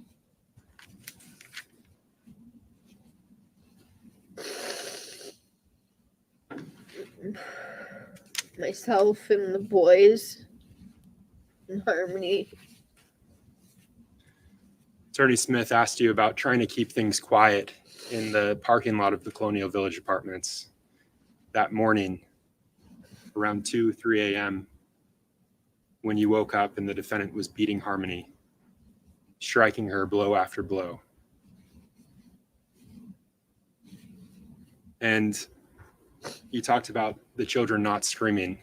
Is that because at the same time he was telling them to shut the fuck up? I think that was your testimony on direct. Yes. Who was he telling to shut the fuck up? Harmony. And was that No one's going to shut the F up if you're screaming at them and they're a child. Nope. They're all going to be crying. They're all going to be screaming. No, I don't believe that they would be quiet. Before, during, or after he was brutally beating her? Before and after. Attorney Smith asked you several questions about Harmony, the changes that were happening to her. And she said that it was difficult for Harmony because of all the changes. And you agreed with that, but I want to ask you about that. Was it difficult for Harmony because of all the changes that she was going through? Why don't you finish the question and then I'll rule on the objection. So Kayla, was it difficult for Harmony because of all the changes she was going through, or because she was terrified of the defendant? Sustained. Let me rephrase the question.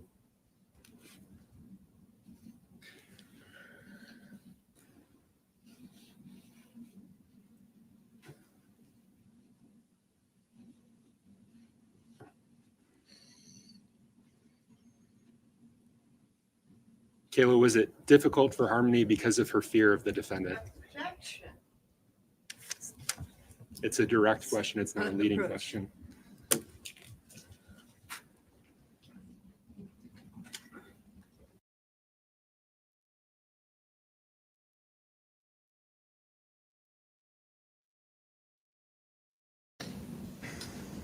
Was it because of all of these changes, or was it for some other reason? Overruled. Or was it for some other reason? I think it was all of it. And let's talk about all of it. Can you tell the jurors what all of it is? Adam being abusive, physically and mentally, and everything she went through from her mom and her dad. And Kayla, when you say Adam being abusive, you're talking about the accidents that you would have. Yes.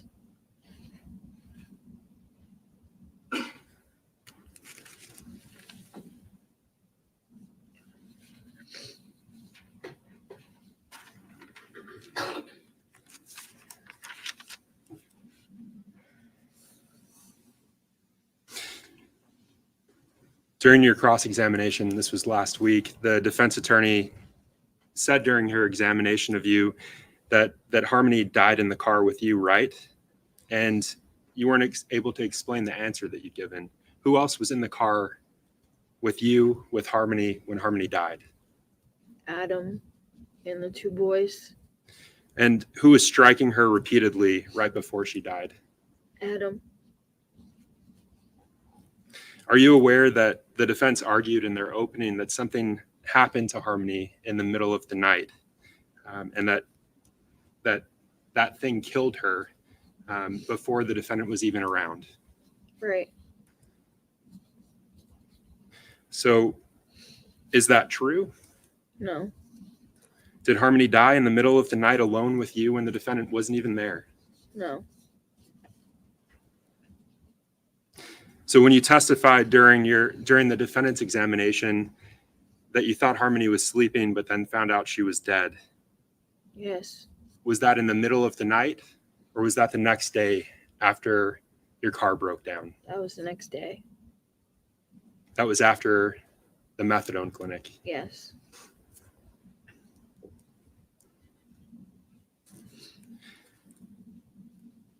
Kayla, you were just asked, so you were asked last Friday, about a letter that you'd written with various demands. Do you remember that? It's the defense exhibit G.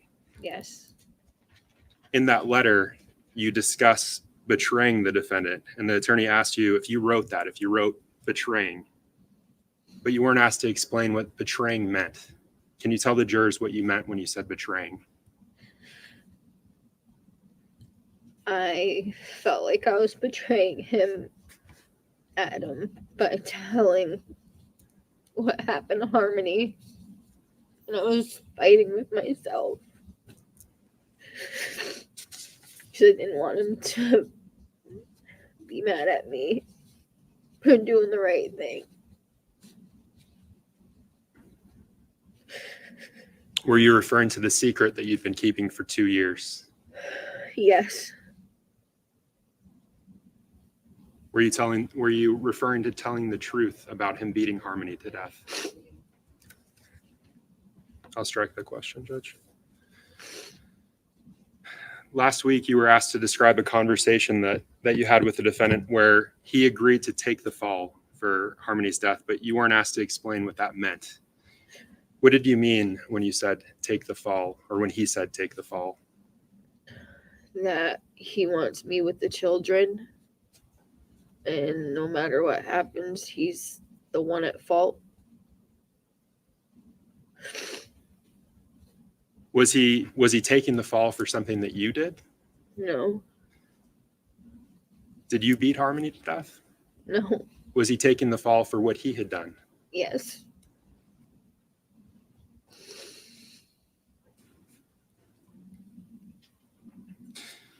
You said that in the spring of 2020, the defendant was acting strange. He was accusing you of telling on him for what he'd done to Harmony. What did you mean when you said he was acting strange? Every time we got high, as soon as he got high, he started freaking out and just accused me of working with the cops, thought there was cameras in the house, the TV, smashed every phone we had, just destroyed the whole apartment. When you were asked about lying to the grand jury, you said that he was stuck in your head. That's paranoia. What did you mean by that? That I stick with the story that he told me to say. And that was stuck in your head during your testimony. Yes. I want to talk about that list of items that you gave, your requirements, the things that you'd like before testifying. Did you get immunity? No. Where are you currently living, Kayla? New Hampshire State Prison for Women. Kayla, did you get to keep your children? No. Do you have any rights to them? No. Are you even allowed to speak to them right now, Kayla? No.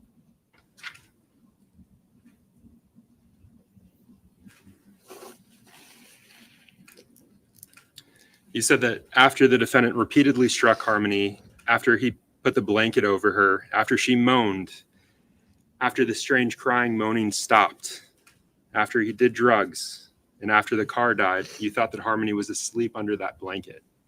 Yes. Why did you think that she may be sleeping after Adam repeatedly struck her? Because she usually just goes to sleep after. You mean he knocks her out, probably? What do you mean she just goes to sleep after? She cries herself to sleep, or he knocks her out and she falls asleep? Kayla, why stay with someone? It's going to be the best question. Why stay with someone that does this to you? I was scared. Don't even say that. Yes, I was scared. I knew it. I knew it. Okay. We all get scared, right? We all do. But if you are responsible for children and they're in your care, your well-being is out the window. It's out the freaking window, right? You don't think of you, you think of them. There's no me anymore. It's them.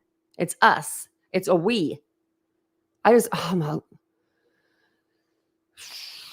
she was on trial. And I still cared about him. And how many pictures I wonder does she have? These 1 or 2 pictures? I mean, I'm not saying that he didn't abuse her.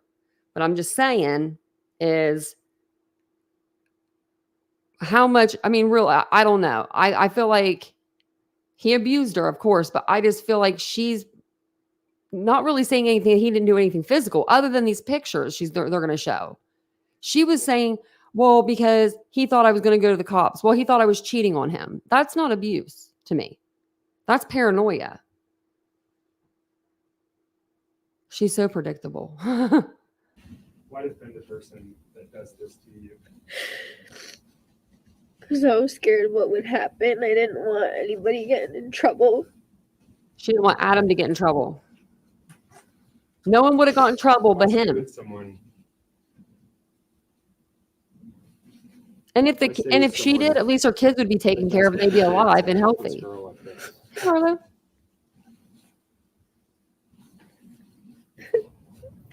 Right, Kelly? When we living in a damn car. I still cared about him. why defend someone? Oh, the other picture was Harmony. I know abuse victims. I've seen them. And they have multiple pictures. They have I saw one girl. It was when I was really young. She had a whole damn like photo album of pictures. They were like horrible, horrible pictures. She's got one. I mean, I know. I'm not trying to say like, put anything that I'm not saying he didn't do it. I'm definitely not saying that, but I'm just wondering what their relationship was really like. Because I think she's just as culpable as he is, in my opinion. And I think she's crying right now because she knows it's going to be caving in soon.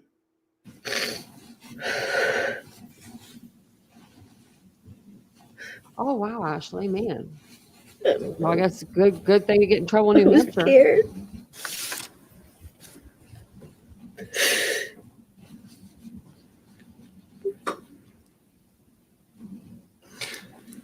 Attorney Smith asked you about a proffer agreement, your agreement to provide information about what the defendant had done, what had happened to Harmony. Do you remember that line of questioning? Yes. And she asked you about how none of those statements could be used against you.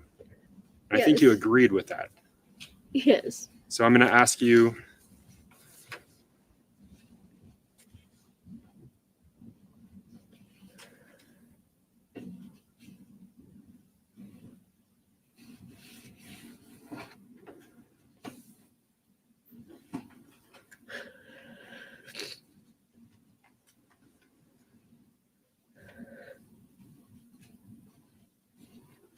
She probably just sad because Adam's not there. to State's Exhibit 102 for identification. And I'm just going to ask that you review that document and look up when you're ready. She don't need to read over that. She knows what it says.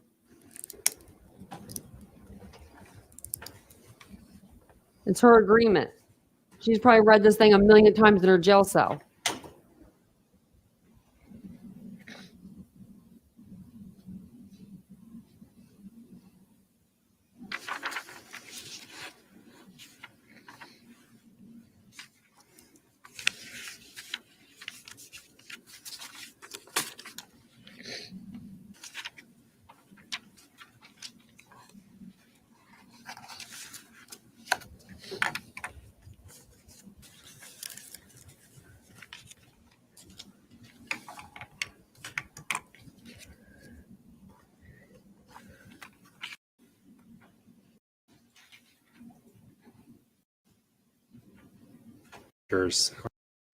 On that final page.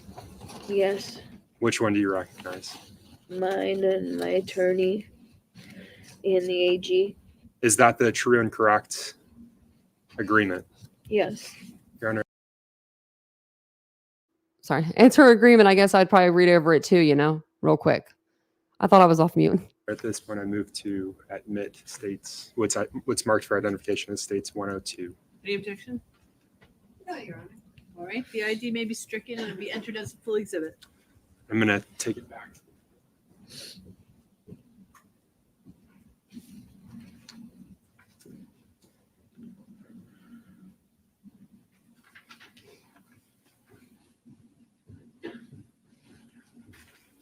Kayla, does that agreement discuss how your statements can be used against you? I have a question. Was Harmony's mother required to pay any sort of child support for Harmony? Because that sounds like something Adam would go to the courts for. You know what I mean? Like he would want to go for the child support because he wants the money. I'm just wondering if she was paying him and he was using it for other things. Do you know what I mean? I'm just curious. That's a good question I have. Yes. Tell the jurors how your statements can be used against you. If I lie. Does it say what other than your statements can be used against you if you lie? I could get charged with anything. That's not what he's saying. Does it discuss evidence related to Harmony, her body? Yes. Can that information also be used against you? Yes. Now, if you is that lie, the to be used information that you against went you. to that meeting with? Yes.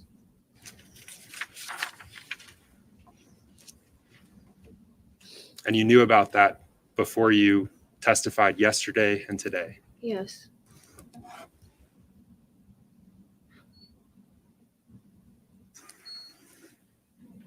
Kayla, do you remember being, excuse me, do you remember being asked by the defense attorney last Friday about deciding to take an agreement with the prosecution? Yes. Do you remember Attorney Smith asking you the following questions and you providing the following answer? She said, but you knew they had you solid on the perjury charges, right? Yes. And you said right to that. You were never getting around that one. Attorney Smith asked you. You were never getting around that one. Right. And so you decided this would probably be. Overruled. And so you decided this would probably be the best you could do to get as few consequences as you can, as possible, for your actions as possible, right? Do you remember being asked those questions? Yes. Because people facing criminal charges make strategic decisions to admit to some lesser offenses to try to limit their legal exposure or get as few consequences for their legal actions as possible, right? Right. I robbed the guy, but I didn't unalive him. You know, one of those deals. Now, the defense. I was there, but I didn't do it. I didn't do anything to stop it, but I didn't do it. Asked you about that legal strategy. So you think that they would be aware of it, right? Yes.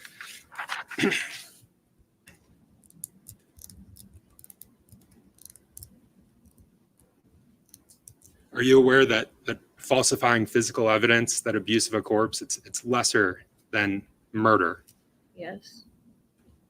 And are you aware that in their opening they told this jury that that they can find the defendant guilty of falsifying and abuse of a corpse? Yes.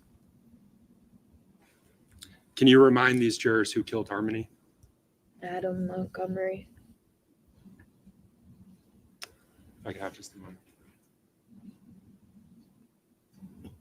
No further questions. Thank you.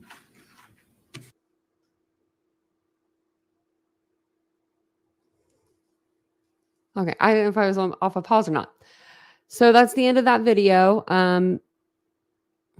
She still cares about Adam, you know? She's still, ooh, holy camole. Okay. So what we got from that was pretty much she's saying that she was there.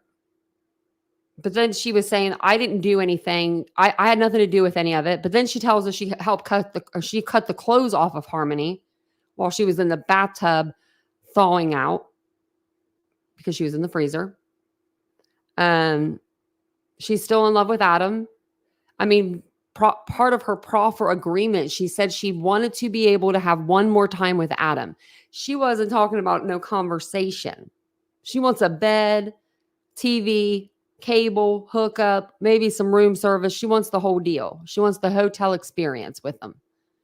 After she said that he's beat her and mentally, well, he said she didn't, I don't think she ever said the word beat. Actually, I think she just said like some stuff that he was paranoid about. He thought she was cheating on him. He thought she was working with the police. Like, you know, it's just weird. It's so gross, Linda. Like, I mean, I could think of a million people that I would want to have a, what's it called? It starts to see, I can't think of the word. Like where, you know, you have like your time with your person when you're in prison. Can't think of it. Why can't I think of the word? I can't think of the word. But anyway, I just had it. Y'all know it. I can't think of it. It's like right there. But anyway, you know, where you get to like see your significant other. I don't even know if prisons do that anymore. I mean, I'm assuming some. Conjugal. Thank you, true crime and other stuff. Thank you. It was like right on the tip of my tongue. I was like, I couldn't get it. Thank you, Auto. Thanks, guys. I knew y'all would remember. Thanks, Melissa. I knew you guys would be there. You guys always help me with my words. I love you guys for that. And you never make me feel like I'm dumb for like asking. Harmony had a couple people in line to adopt her because she didn't want the bio to get her. I saw that, R-Whip. There was a gentleman, actually. I can't think of his name. It's on Court TV. He works for Court TV. And he wanted to adopt her. He adopted her little brother. And he wanted Harmony. They said him and his husband was like, oh, he has a sister. I can't think of her brother's name right now. I'm so sorry. And she's like, you know, he has a sister. And he's telling us, like, he loves his sister. Like, where's she at? What's going on with her? Is there some way we can adopt her? Is this like a 2-for-1 deal? Like, you know what I mean? Like, do we need to adopt 2 children or are we just adopting one? That to me is an amazing man and amazing. Both of them are amazing men. They literally just said, are we going to adopt 2 or 1? You know, like just let us know. Cause we want the whole package. Jameson. Thank you, Aggie. Thank you. Oh, thanks, Harlow. I didn't see that. But yeah, thank you guys. Jameson. So I'm just, I feel so bad for Jameson. He remembers his sister. Oh my, y'all. He did a picture. Oh my gosh. He drew a picture. It's on this Court TV episode. And it has him and his brothers and sisters, his adopted brothers and sisters. And it has his 2 dads. And then there's a heart up at the top of the paper. Like it looks like the sky. And in the heart, there's an H for Harmony. He drew it at school or something. It made me cry. It's going to make me cry just thinking about it right now. But yeah, like she was like up there in the clouds, like watching down. And it's like, oh my gosh. So sad. This whole case is sad. I feel like we've been dealing with a lot of sad stuff lately. I'm just like trying to close out some of the tabs up here. But hopefully I didn't make you guys too sad on a Monday, you know. Oh, don't leave that. I must left StreamYard. That would have been bad. I'm just trying to delete some or get out some of these pictures. Oh, I took all my tabs off. Okay, I wanted to let you know. Actually, let me show you this really quick. Hold on. Don't go anywhere. This looks like a good case. And I just took it off the screen. So let me go over here to News Nation. Because that's where I saw it on my For You page. And I was like, what? It's about a lady that it said a lady was in Spain. She's missing. And they got somebody on camera, like blacking out the cameras. She's from Florida. She was just going through a divorce. It sounds crazy. Right here. Okay. So I'm gonna play this for you guys, and we'll see what I haven't watched it. So we'll see what Chris Cuomo, I call him Cuomo says. I mean, we'll see what this one's about because it looked pretty interesting. Just the title looked interesting. It says Florida woman missing in Spain after divorce. We're learning about in real time, okay? This woman's name is Ana Knežević, Serbian name, okay? She's from Colombia, American citizen. South Florida, living the good life with her husband, involved in real estate, living the dream, okay? Times start to get tough. The relationship goes sideways. She becomes a little estranged from friends and family. Tough divorce. Starts taking trips to Madrid, Spain. Remember, she's Colombian. She's very familiar with Spanish, obviously, in the culture. And she's going there. You see her living her life, trying to get her head right, okay? She makes plans to meet up with a friend in Barcelona. Never shows up, okay? That was over a week ago.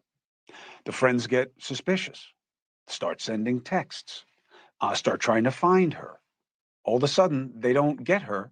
They get text messages that don't seem like they're from Anna. Why?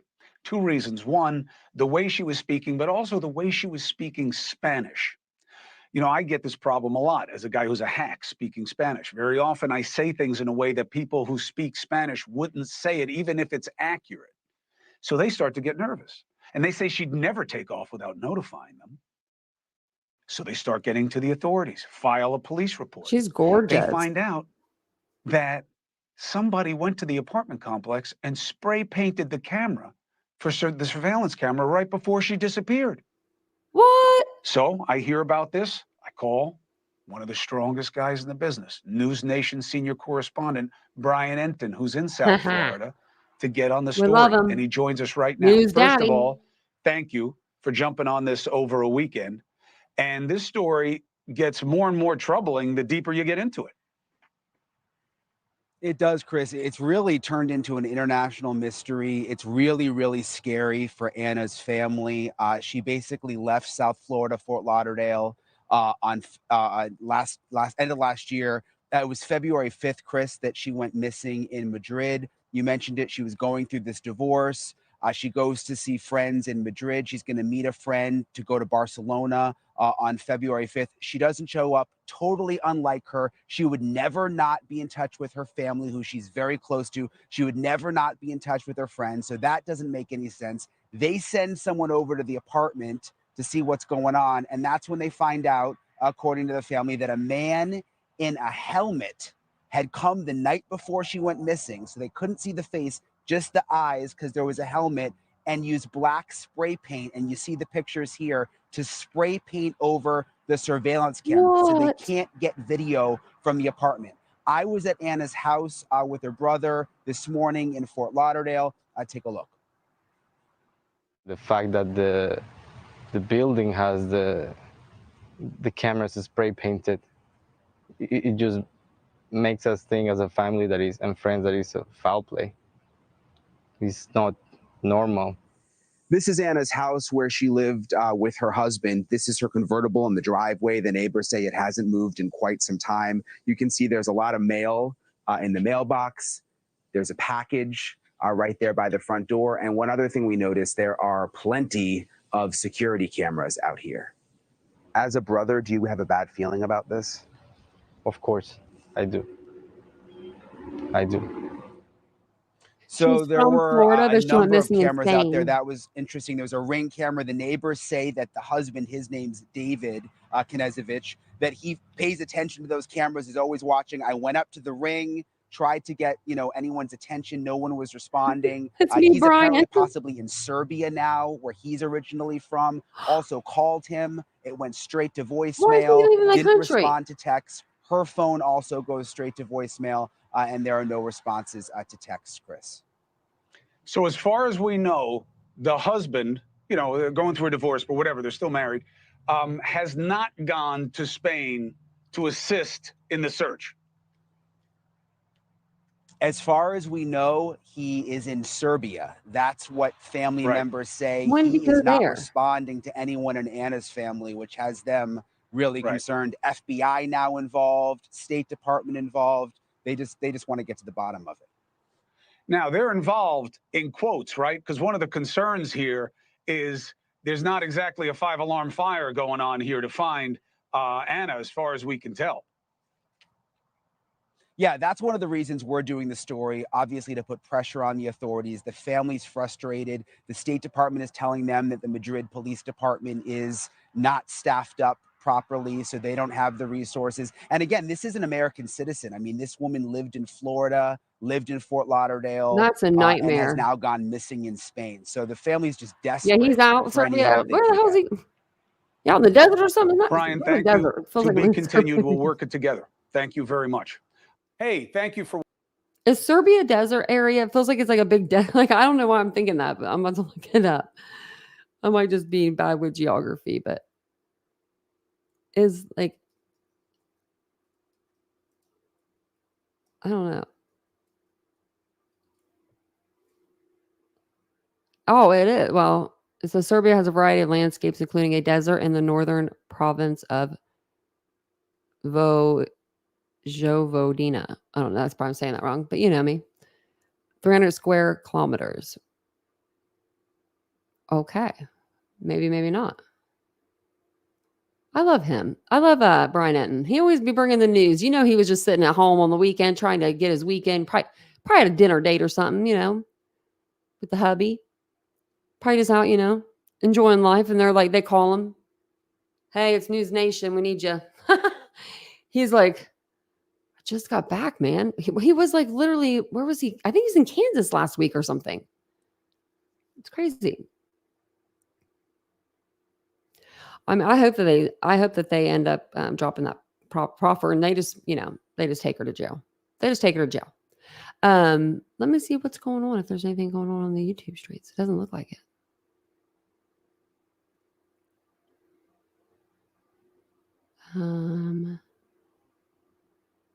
So earlier I was telling you guys, Brian Kohlberger from Idaho 4 case, he will be back in court on February 28th.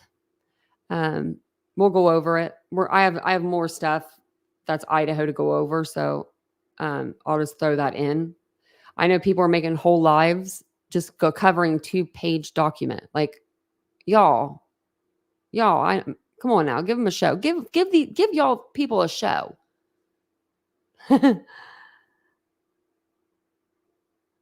Yeah. I can't believe they actually got someone charged with Tupac's murder. I really can't. I really cannot. I mean, that's amazing. That's amazing. Now Biggie's next.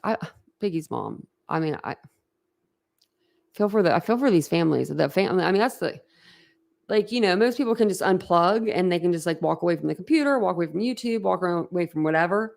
It doesn't affect their personal life. But these people have to live through this like every day, all day. Oh my Lordy. It's crazy. He was putting on his makeup at the laundries. That's so funny. They always put too much makeup on, what's his name? Jesse over at Long Crime. When he's over on News Nation, they have him looking so orange. I'm like, stop that. Stop doing that to Jesse. I know. I thought he was just hanging out on a beach somewhere, I thought Tupac would be back for sure too. Everyone was saying that. They're like, he'll be back. I'm like, oh, okay. I feel like I need to get one of those chairs that have like the leg thing that you can put your legs up. Oh, I put my legs up, oh good. My legs have been sore lately. I don't know what's going on with them. I start physical therapy the 27th if I go. I'm just being real with you guys. I hate physical therapy. They asked me the last time I did physical therapy. I said 10 years ago and I was in the hospital. I don't like it. You have to like literally have me in the hospital for me to do it. They might as well just get me a bed ready. I told Vincent I'd go back. If they get me a bed ready, I would go back for a little while. Just because, I like getting waited on and stuff by the nurses. It's fun. They took good care of me. They did. But I hope you guys all have a really good night. Like I said, I hope you guys have a good week. Our whip's the same. I would. I had a really nice room. I would go back. Had nice doctors. But look, I'm gonna go see if Vincent's still awake. He's usually not by the time I get off my lives. But this was actually a long live tonight. We did 2 hours. I've been trying to cut them down to like an hour and a half or an hour, but this one we needed to do because it was a little bit more. Yeah, me too, Ashley. We're gonna go over that. We're going to go over at least the first episode soon. So actually, let me put that in the chat. If anyone hasn't watched the Cyber Sleuths, the Idaho murders, I'm going to put the first episode in the chat. I guess the second episode wasn't working.